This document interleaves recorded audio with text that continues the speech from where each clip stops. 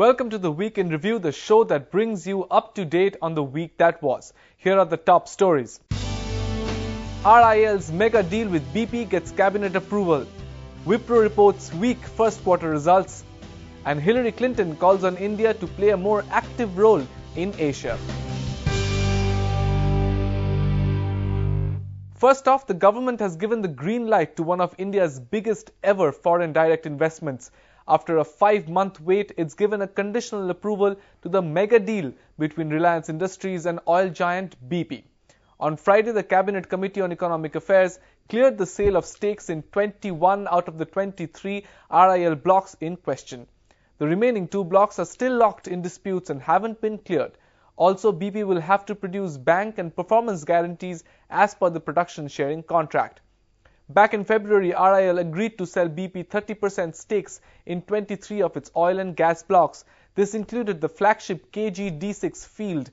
RIL hopes boost production at that field using BP's deep water drilling technology. Moving to corporate results, Wipro has reported weak earnings for the first quarter.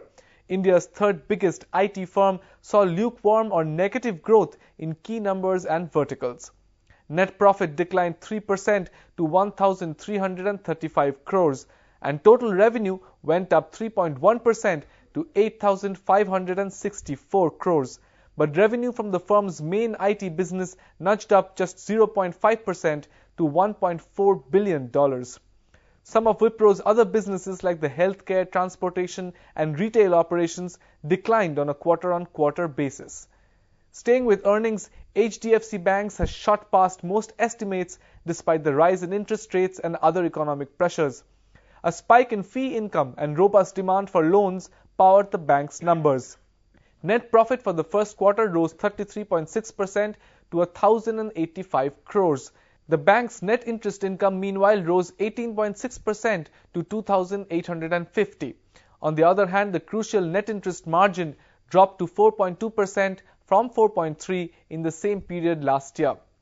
The fall in the margin was worse than most estimates, and earnings reports from other private lenders during the week strengthened the trend. While both Kotak Mahindra Bank and Axis Bank reported a 27% rise in their net profit, they also saw a decline in margins. Kotak's net interest margin fell to just 5% compared to 5.4% earlier, and Axis Bank's dropped to 3.28% from 3.71%. Switching to aviation, a restructuring of ownership at Delhi's airport could mean passengers will have to shell out more money. The airport's operator DIAL has created 11 joint ventures to run operations ranging from beverages to ground handling. But the Airports Authority of India says this will mean passengers and airlines will have to pay more as user development fees. It could also mean AAI will get less revenue as a result. The DIAL consortium is headed by GMR Infrastructure. It has to share 46% of its revenue with AAI. Moving on, a new estimate from the government suggests India is growing a lot more food than previously thought.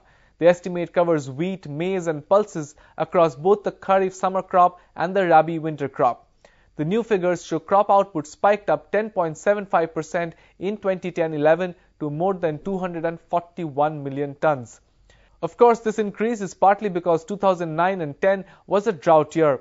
While India produces all the food grain it needs, the country has to import both cooking oil and pulses.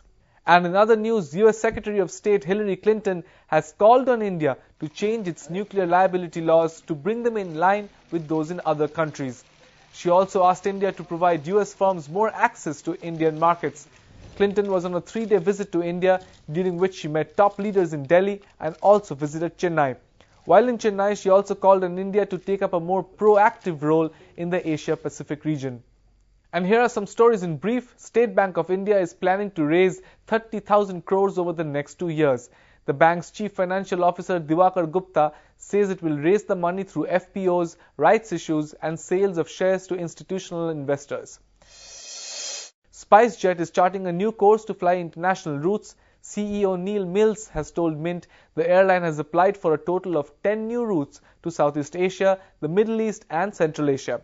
SpiceJet currently runs international flights to Colombo and Kathmandu.